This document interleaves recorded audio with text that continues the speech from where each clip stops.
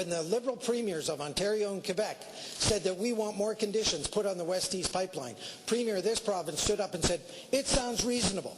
It sounds reasonable. Well, Mr. Speaker, we've found out now that those reasonable conditions have pushed the pipeline further and further and further into the future and put the jobs associated with that pipeline further and further away into the future.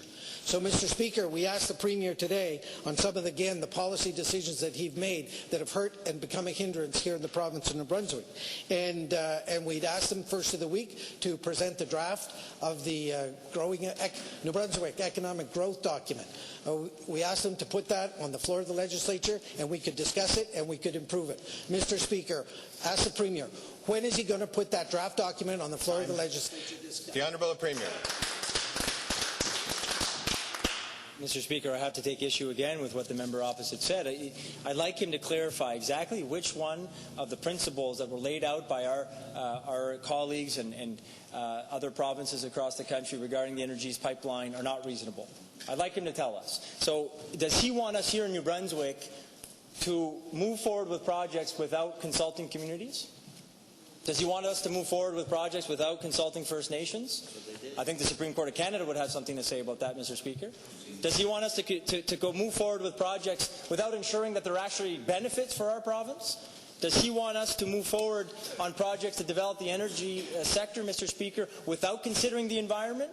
Without considering climate change? Does he want us to move forward with energy projects without making sure it's going to be done safely?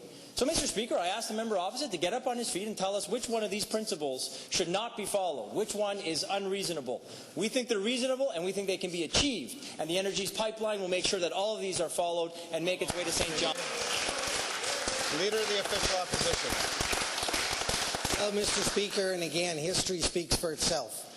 Regulations are in place to move forward on many issues such as the West-East pipeline. Regulations are in place. You look at the moratorium that this government put in place here in the province of New Brunswick to prevent the exploration and development of natural gas. The regulations were in place. The consultation was done.